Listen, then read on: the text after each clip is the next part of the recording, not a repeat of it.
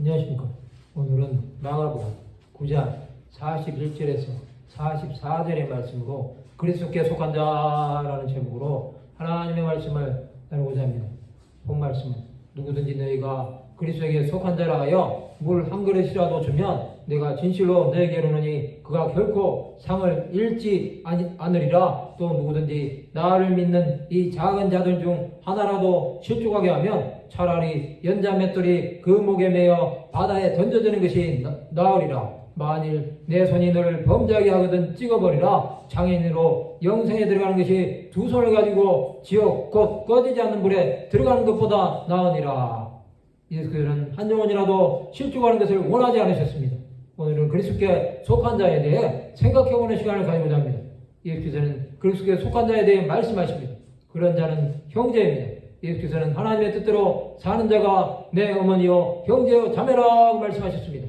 그런 자에게 물 한 그릇이라도 주는 것은 그리스도를 대접한 것입니다. 그는 예수께서 갚아 주실 것입니다. 또 작은 자 하나를 실족하게 하면 차라리 자신이 실족 당하는 것이 낫다고 말씀하십니다.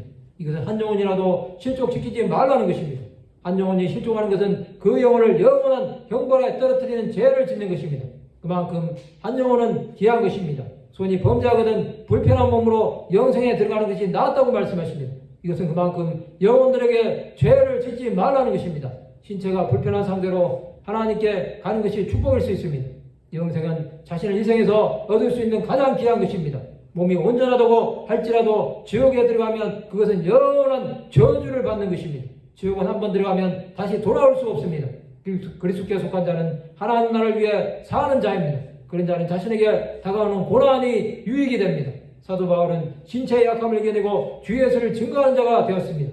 사람의 육신이 건강하다고 해서 그 사람의 영혼까지 깨끗하지는 않습니다.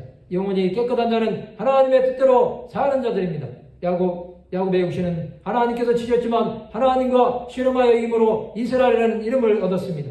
예수께서 고쳐주신 병자들은 몸은 불편했지만 영혼은 예수를 믿음으로 구원함을 받은 것입니다. 또 예수 그리스도를 증거하는 자들이 된 것입니다. 사도행전 3장에 나오는 예루살렘 성전 미문에 앉았던 나면서 걷지 못한 자는 주 예수의 이름으로 걷고 난 후에 주를 위해 자신을 드리는 자가 되었습니다. 자신을 위해 사는 자들은 예수를 위해 살지 않습니다. 영생에 들어가기 위해서는 자신의 삶을 온전히 주 예수를 위해 내려놓습니다. 또 예수께서 보내시는 곳은 어디라도 갈 수 있는 것입니다. 성도 여러분, 그리스도께 속한 자가 되시기 바랍니다. 육신은 비록 연약해지더라도 오직 예수만으로 충분하시기 바랍니다. 그런 자는 하나님께서 영생을 약속해 주실 것입니다. 믿음의 사람들은 자신에게 오는 주를 위해 사는 길을 놓치지 않았습니다. 이 땅에 남아있는 우리는 주께 소망을 주는 자들이 됩시다. 말씀을 마치고자 합니다. 그리스도께 속한 자로 영생에 들어가는 하나님의 백성들이 되시기를 주님의 이름으로 축원합니다.